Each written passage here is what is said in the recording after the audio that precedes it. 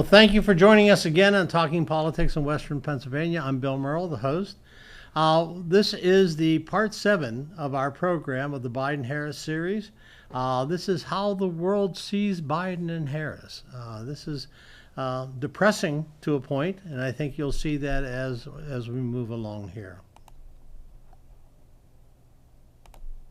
President Biden's allies believe the president, quote, stuck the landing and delivered at his NATO press conference despite moments like this. Look, I wouldn't have picked Vice President Trump to be vice president until I think she was not qualified to be president. So let's start there. Ladies and gentlemen, President Putin. President Putin. He's going to beat President Putin. President Zelensky. I'm so focused on beating Putin, we got to worry about it. Anyway, Mr. President. I'm better. You are a hell of a lot better. No joke. Joe Conscious, a Fox News contributor, and Joe joins us now. It's shocking to no one that the media wasted absolutely no time beginning the resuscitation effort of one Joe Biden. Yeah. After 2 whole weeks of asking questions, let's take a watch at that resuscitation effort. Watch. Why haven't they had him doing a lot more of these? That really is about as comfortable as he's going to get. There was a moment at the beginning where he said Vice President Trump instead of Vice President Harris, but he did have lengthy answers on subject areas that he knows very well. I think it's fair to say there were obviously some verbal missteps. There were some periods of haltingness, but also periods of genuinely impressive command and fluency. He is not only strong on foreign policy, he is just fundamentally right on foreign policy. So give some credit where credit is due. It was a solid performance except for one flood. Wow, Joe, your reaction, and once it is basically official that Biden's not going anywhere, is that the end of the tough questions of Joe Biden? Tough questions. Yeah. Last night. Quote unquote. These reporters, again, were handpicked for a reason. He had a list of reporters to call on. I didn't hear questions around, for instance, I'll read them for you, actually, because these are questions that I would have asked, okay?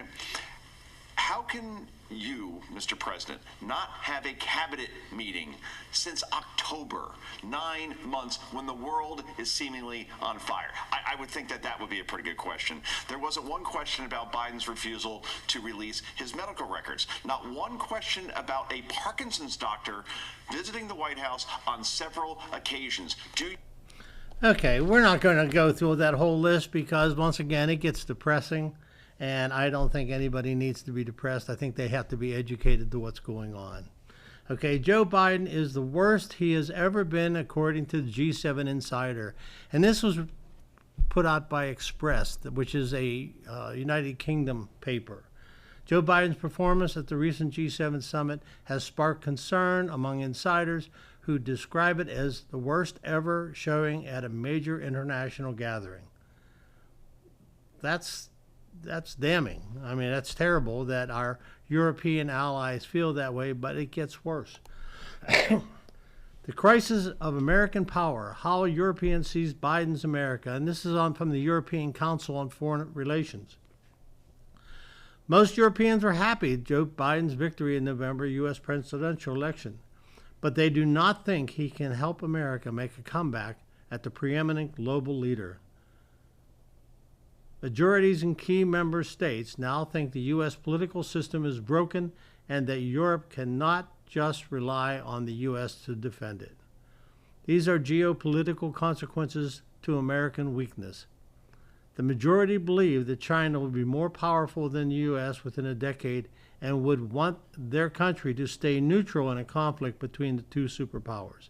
In the run-up to Iraq War in 2003, European countries were divided on whether to align with George Bush's America over values. The opposite is true with Biden. Many Europeans believe in his promise to re-engage internationally, but after witnessing America's response to COVID and domestic polarization, most doubts Washington's capacity to shape the world. Once again, Sky News is from Australia.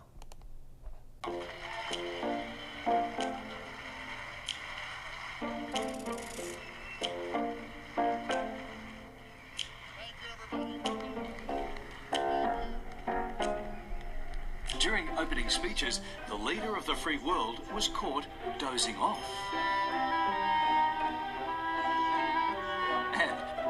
making small talk with the Duchess of Cornwall at the COP26 summit, Sleepy Joe produced his own emissions right in front of royalty. Joe Biden apparently broke wind in front of Camilla Parker Bowles. That's got to be the end of his presidency, surely. Camilla's reportedly described the incident as long, loud, and impossible to ignore. It's not the first time Biden's had a bungle. His first presidential press conference in March was somewhat puzzling. If it holds near and dear to you that you like to be able to. Anyway, we're ready to get a lot done. Not even a binder of notes could help America's commander-in-chief get back on track. Hang on. Sorry. Oh, same name. Miss Kim. And during the historic AUKUS announcement in September, Biden struggled to remember who he was partnering with. I want to thank that fellow down under. Thank you very much, pal. Appreciate it, Mr. Prime Minister. I want to be clear. I'm not going nuts. Graduation day for Colorado's Air Force cadets, but it was the US president coming in for a hard landing. The 80-year-old scooped up by naval and security officers, Joe Biden back on his feet, pointing at the culprit, a sandbag on stage. Quickly given the all clear by a White House spokesperson. Mr. President! The image not helping America's oldest ever president as he ramps up for a second term. This is not good. It's not anything that the White House or his campaign wants. The online pylon to be expected. What wasn't, this from his fiercest critic. He actually fell down? Well, I hope he wasn't hurt. Trump at 76 has had his own near public stumbles, and this isn't the first for Biden, who spent much of this term defending his record against claims he's too old for another tilt. If he runs, wins, and serves a full term, Joe Biden will be 86 years old when he leaves office. It's a matter of, can you do the job? And I believe I can do the job. And he intends to keep going, arriving home tonight, dancing off any questions of fitness. We're not going to show this one because you can apparently see the mocking on Italian TV of the president.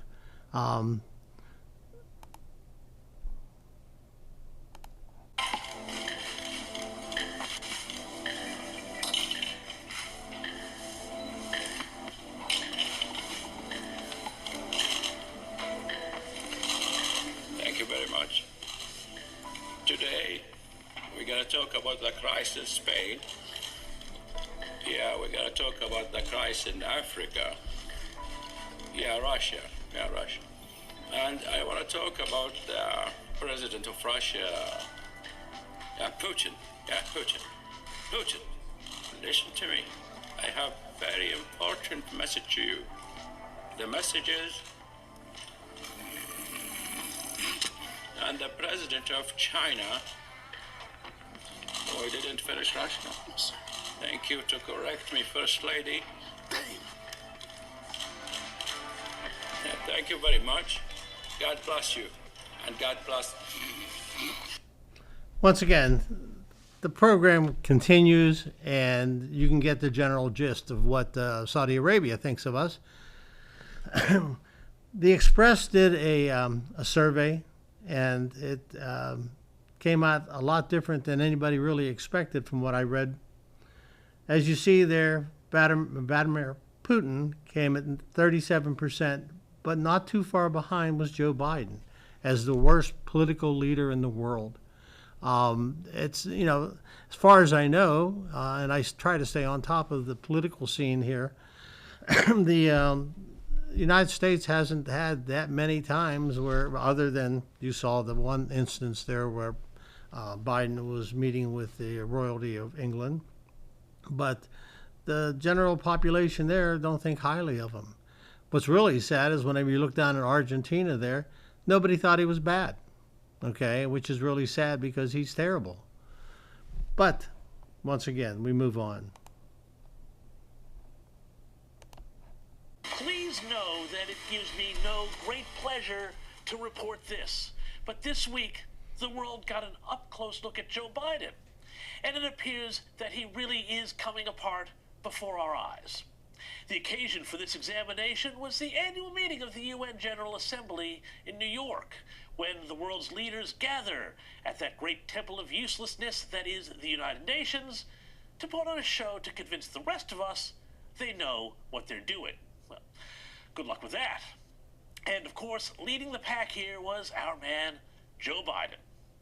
Here he was addressing the leaders of the globe, and I tell you what, I feel pretty bad for some of the folks who are doing simultaneous translations. Now, even as we evolve our institutions and drive creative new partnerships, let me be clear. Certain principles of our international system are sacrosanct. Certain principles about your guess is as good as mine. Then there was this little meeting with the president of Brazil, which played out more like a hearing aid commercial you might hear on talkback radio. And to say to President Biden, can you hear me, President Biden? This is a historical moment for Brazil and for the U.S. Are you there, President Biden? It's me, Margaret. Biden, of course, forgot to shake the Brazilian president's hand, to his great delight. Not.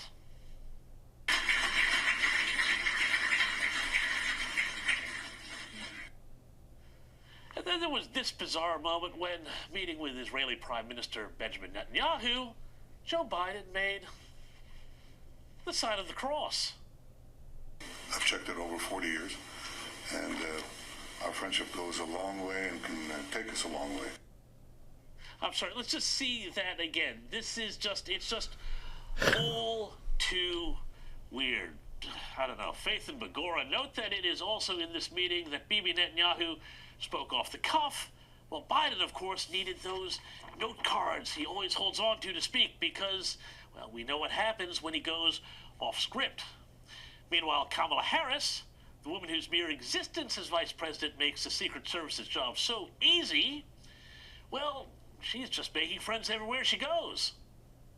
You know, when we think about minority small business owners, and let's be more specific about Latino small business owners, yes, it is restaurants, but it is so much more. So basically there, if you read between the lines, Kamala Harris thinks that Latinos just own taco stands or something, I guess, which means that when she saw Jill... Okay, once again, that goes on, and I don't see any real reason to, in fact, continue it. A damning impeachment report shows why Dems were desperate to get rid of corrupt Biden. Okay, this was put out on August 19th by the New York Post. Biden engaged in abuse of power and obstruction of justice of Congress, concealing $27 million influence peddling racket. The committee's investigative work has revealed the Biden family, with full knowledge of cooperation of President Biden, has engaged in global influence peddling racket from which they made millions of dollars. And the last paragraph there, in Ukraine, Hunter Biden earned a salary for up to $1 million per year to serve on the board of a natural gas company, Burisma Holdings, despite no relevant industry experience, beginning mere weeks after his father, the sitting vice president, became the Obama administration's point person on policy towards Kyiv. This is just an example of what Congress has found out, that the money from the chairman has gone to members of the Biden family. All right, this says it all. I'm not going to run this slide because it's redundant. I think everybody's familiar with some of the things that President Biden has done. It was unusual for CNN to actually call out the president. This president has a pattern at this point of either inventing or embellishing stories about his own past.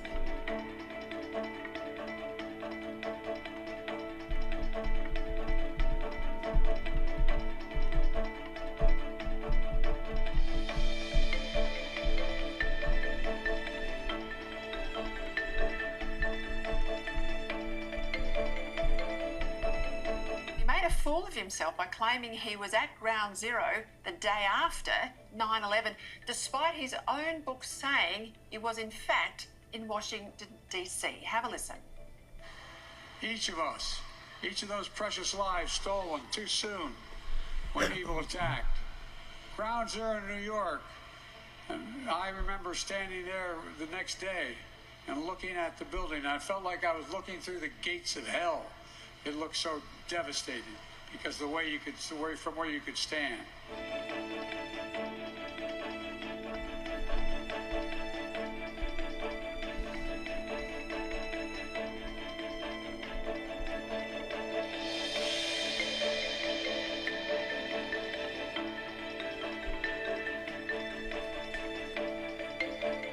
Claimed he had witnessed a bridge collapse in Pittsburgh when he actually showed up about 6 hours later. He claimed that his grandfather had died just days before he was born himself at the same hospital. In fact, his grandpa died more than a year before in a different state, not the same hospital.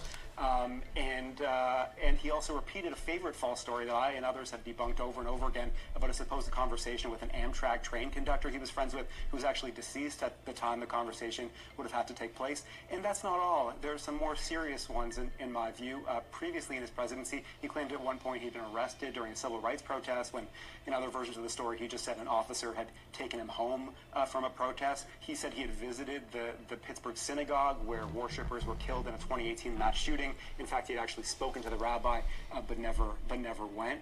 And he's made a whole bunch of others too.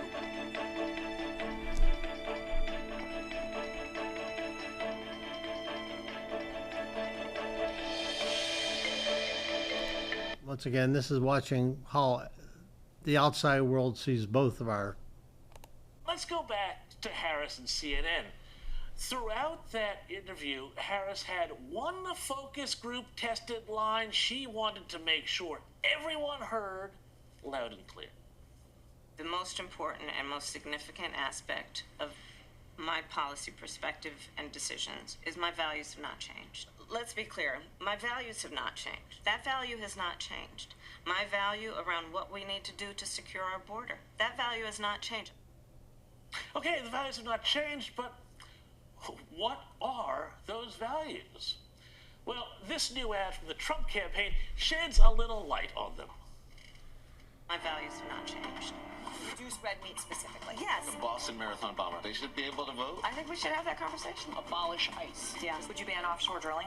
Yes, and I'm in favor of banning fracking. I am prepared to pass a Green New Deal. I support a mandatory buyback program. We're not going to treat people who are undocumented cross the border as criminals. The idea that more police equals more safety, that's just wrong. Policing, as we know, goes all the way back to slave patrols and that idea. Yeah, you are absolutely right. Where do you stand on defund the police? We need to take a look at these budgets. Do you ban plastic straws? I think we should. 70 to 80% tax rate. I think that's fantastic. Chipping now to the Minnesota Freedom Fund. How dare we speak Merry Christmas? And yeah, I am radical. I do believe that we need to get radical about what we are doing.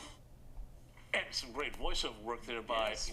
Okay, a question I have to ask, and this is really disturbing for me, not just because I served in the military, but in fact, even our local school on the stage has an American flag, but there was not one American flag on the stage at the Democratic National Committee. And that's very disturbing to me, okay? What's more disturbing is this document, all right? The Communist Party of Russia membership card that they dropped on August 19th. I don't know if it's true or not. There was no other supportive documentation, but it's very concerning, and it should be concerning for everybody. What are her values? I want to thank you very much for coming.